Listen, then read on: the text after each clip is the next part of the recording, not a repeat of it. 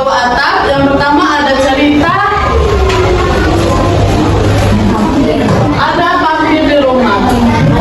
Klik, angin pun menyala. Sedupnya gubaran sengit. Sani setelah berdiri sebentar di depan kelas angin. Sani kembali memilih duduk di rak. Klik, kipas angin berhenti berputar. Kata Lita, matikan kipas angin. Ada di sini, kamu di sana. Percuma kamu menyalakan kipas angin. Membuang energi saja, kata Kak Lita.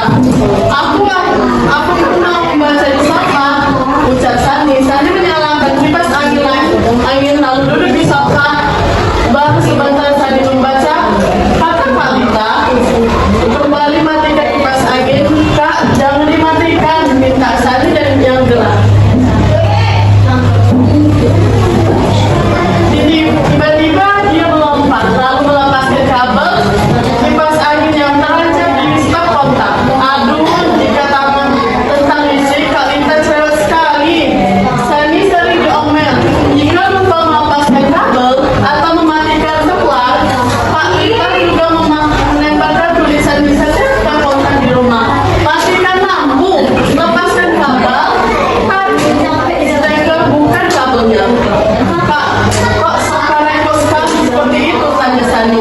Kata Kak Lita, membelah repot bagaimana? Lepaskan kabel kok dibilang repot? Yang penting kan elektroniknya sudah dimatikan, kenapa harus dicabut kabelnya? Kalau kabelnya tidak dicabut, daya listriknya masih jalan terus, kata Kak Lita yang berisik. Kalau sudah begitu, kita seperti memberi makan papir.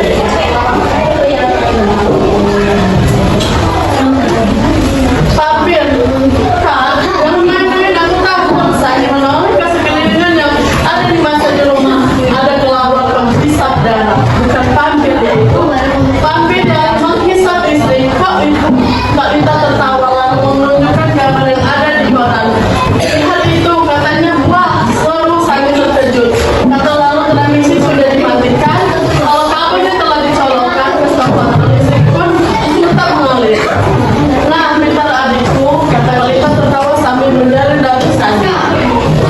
Oke, ibu mau tanya, di rumahnya ada apa saja yang ada listriknya? Bin, terus apa lagi?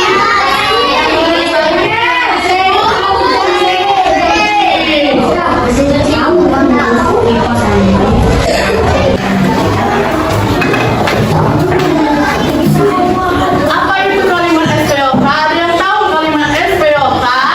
Siapa yang tahu boleh tanya-tanya? Oke, apa namanya?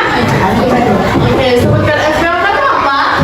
Subjek, predikat, objek, keterangan. Oke.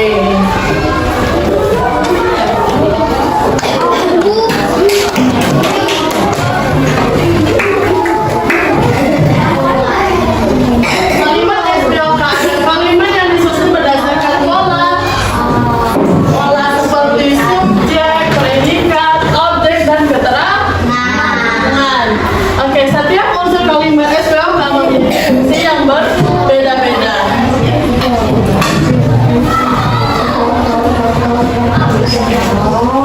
Ada yang tahu nggak sih apa sih subjek? Ada yang tahu nggak sih subjek itu apa?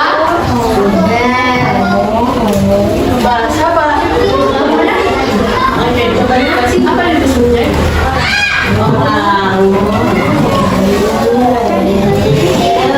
Subjek adalah bagian kalimat yang menunjukkan apa yang dibicarakan, apa yang menjadi fokus kalimat. Subjek biasanya berupa kata benda, kata ganti, dan rasa.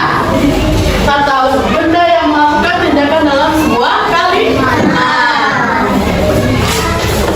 Oke, selanjutnya predikat. Ada nggak yang tahu predikat itu apa? Oke, apa itu predikat? Yang dilakukan oleh orang. Predikat adalah unsur dalam kalimat menjelaskan apa yang dilakukan, yang diderita dan dialami oleh subjek. Dalam kata bahasa Indonesia, predikat biasanya berupa kata kerja, tetapi bisa juga berkata sifat, namanya atau rasa. Oke, selanjutnya ada